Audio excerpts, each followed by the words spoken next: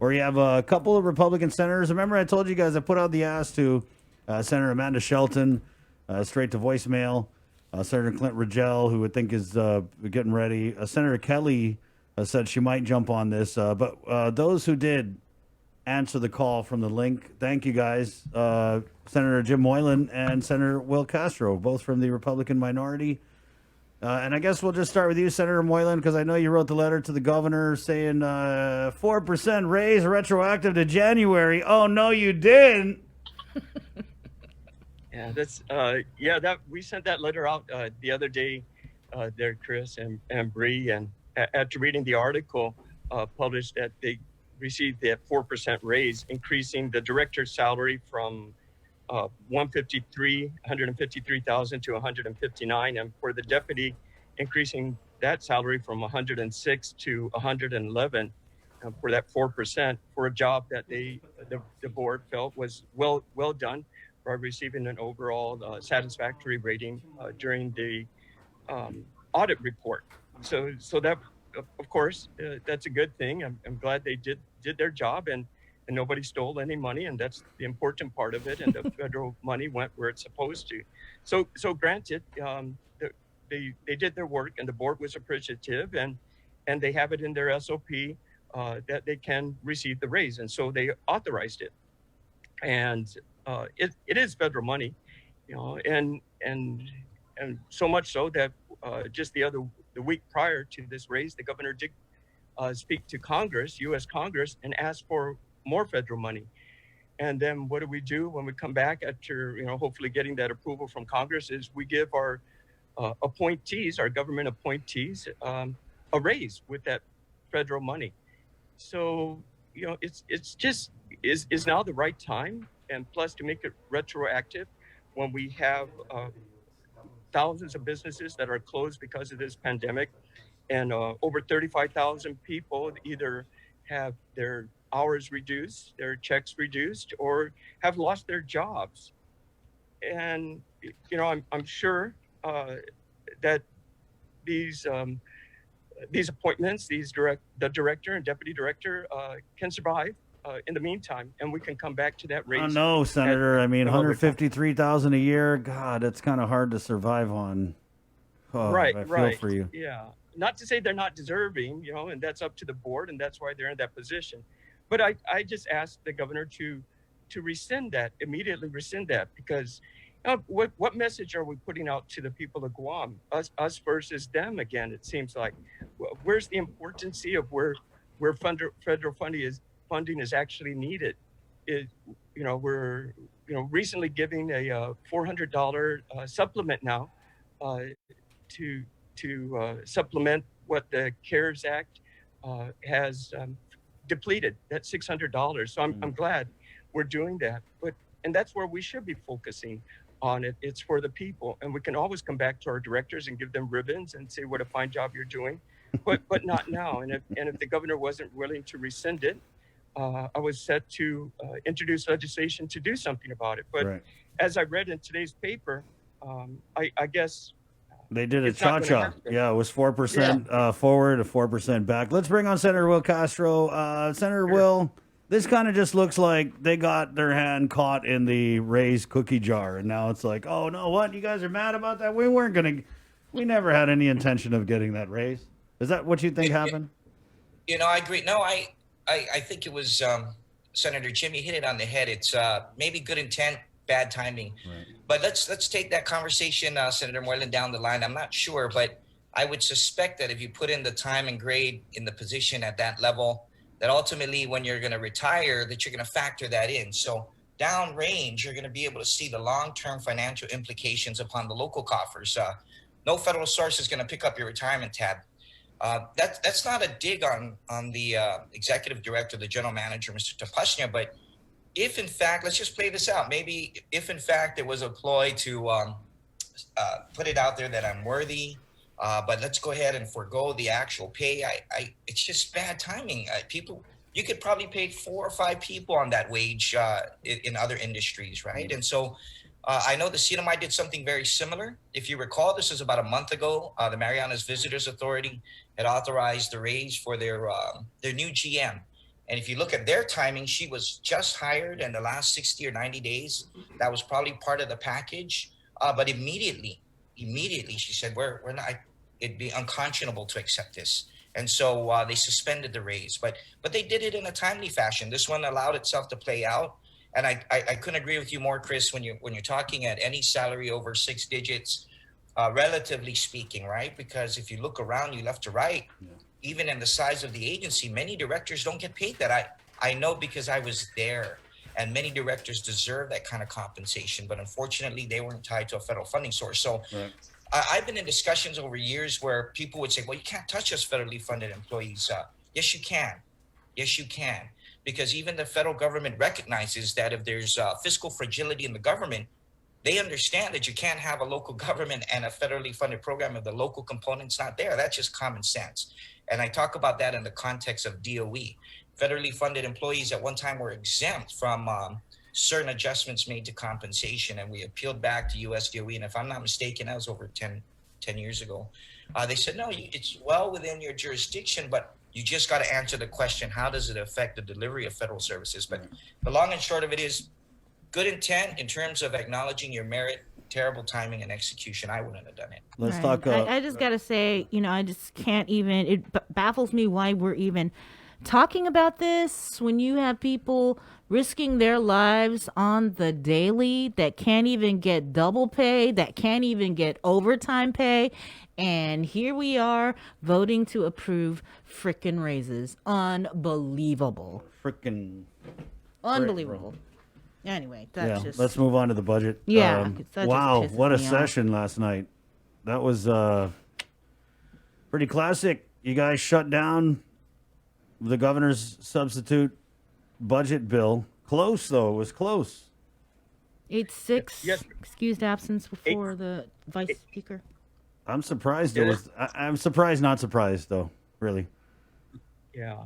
It was 8-6. They called us into committee as a whole to hear something that we heard before throughout those 2 weeks we were discussing the budget, and it passed without $7 million that Adelup really wanted. 13 voted yes to pass that budget, and then 10 days later, 2 weeks later, we're back in session to ask for that same $7 million again. And what's the difference between then and now? And they Adelup made it appear like it's only 0.01%. It's so small, but we should just we should get this, right? And no, it's not, because when we were arguing or just debating about that budget to get it passed, every 100,000 here, 50,000 here, 20,000, it was 7 million was a big number to us when we were discussing and passing that budget at a majority vote of 13 that passed it. But yet they finally came back to the table because Adelup refused to continue discussion with us when we were discussing that bill. So they walked away and didn't want to play with us anymore. So now, after the veto, they come back to us and say, no, get back to the table because you can do better. And no, we're not going to do better by increasing that amount because we don't feel comfortable in doing so. And we're trusting our Office of Finance and Budget decision, and they put a lot of work into that to have those numbers as conservative. But out of that 7 million, the interesting part is, why 7 million? You're going to call in the legislature on a special session for 7 million that you consider is such a small amount. Well, of that 7 million, there was 750,000 that goes to DOA and 465,000 that goes to DRT, and the bulk, 5.8 million, was going to public health. And so there's where the battle was. It was for public health. But we just also had a public hearing with public health, talking about all the federal money that they had going for them, $22 million of federal funds, and they also have lapse funds. And the committee chair, Senator Terlahi, gave a great letter to all our colleagues explaining that public health is fine with their budget. They have the money to perform what they need. And the argument was that they won't lose the federal funding, the match funding, but the money is there. So they couldn't convince us then, and they couldn't convince us now. As you can see, we got the 8-6 vote. So I'm glad for that. But for the money for DOA and for DRT, the governor has 15% transfer authority. DOA and DRT, it only adds up to $1.2 million. With a stroke of a pen, the governor can transfer that, and you can take it from. We still got Hagana redevelopment on the books. Are we that department hasn't been activated for over 20 years, and now during this time we want to still keep it on the books. You can transfer money out of there. We have the Pacific Islands Development Bank, which is nice. It helps the outer islands, but that's over $1 million also. Let's turn it over to Senator Castro. So Senator Castro, in Senator Terlahi's comments, she basically said, how can you accuse her of not living up to her, what was it, moral, ethical and fiduciary, yeah. Right? Yeah. I mean, she kind of just clapped back, and it was like a knockout blow, I thought, because she said, "Hey, if you want to talk about that, where's the $10 million that we duly passed for the Guam Memorial Hospital?" They're sitting on this mountain of federal funds, right? So it kind of seems like if the governor has the transfer authority, like Senator Moylan said, Senator Terlahi said, you guys have given the tools to the governor to be able to move money where it's needed. For all intents and purposes, she can touch that mountain of CARES Act funds and give it over to public health. So if all that's true, why the whole big go into session and get this substitute bill passed when you guys say that you don't even need this? You could just move the money around and get things done on your own. Sure, there are a couple of things. First of all, whoever advised the administration to send such a strong letter to a senator, I would never have done it. First of all, even though we have our differences, you could see Jim and I, where we fall on the political spectrum, we have our differences as well. But to launch an attack on an individual senator, really, we're right there. And as she's conveying her sentiments and seeing that as a personal attack to her character, it riles her colleagues. People like me, I took offense to that as well. But there are a lot of things happening. I agreed to hear the governor's bill because out of courtesy. I remember when Governor Calvo was appealing in the 34th for a budget bill to be heard to address the TCJA and the $68 to $72 million cash shortfall. We summarily dismissed it, because I was part of the body, but it was a painful exercise. So the least we can do is hear from the governor's office about what changed. And I raised some of these concerns. Nothing's changed in terms of their projections. The only thing I heard didn't come from the legislature, Jim. I don't know if you caught that from DOL, that the federal pandemic unemployment assistance package, compensation packages, was to the tune of $900 million. If someone had articulated that from BBMR or DOA and taken us down that road to justify how there's sufficient amount of cash to go into our tax base between now and December, maybe 80 to 120, maybe I would have at least thought about it further. But no one was able to make that case for me. And so I wasn't convinced. And if there was more time, I could read out to their listenership about the withholding taxes and GRT and how they have declined from March to June and July. The last point I want to make is, if there's one thing that came out of that discussion, which I highlighted in the second round, it's this, that there is a severe disconnect, in my opinion, between the public health activities and their economic revitalization strategy. And I was going to ask, but I had only one question. How much did we lose in the protracted lockdown? So those two things have to be connected. You can't project a surplus or even an increase in anything if you're shutting down the economy based on what you're advised, I guess, from the advisory group because of a spike in cases. And so there's a lot of disconnect. I wasn't convinced. It's unfortunate that they couldn't make the case for an increase in the budget we passed. So if we move to override this thing, I mean, it was kind of interesting. There was an 8-6 vote on the governor's substitute budget bill. Do you think the 13 will hold in an override attempt? Because it kind of seems like Adelup got to some of their people. I can't speak for everybody else, but I'm still firm on our budget that we passed. I gave them the benefit of the doubt. I opened up that window for them to convince me, and not on the sidebars and not on the floor was the case made. And so I'm still with the bill that we passed with Senator San Agustin and his team. Right, Senator Moylan. Yeah, sure. We're a separate branch of government, and we showed that we are the checks and balances and we're not rubber stampers. And when that budget first passed, that was 13 votes to pass that budget. The governor came back and she fought one more time and she lost. So now we're back to our original budget.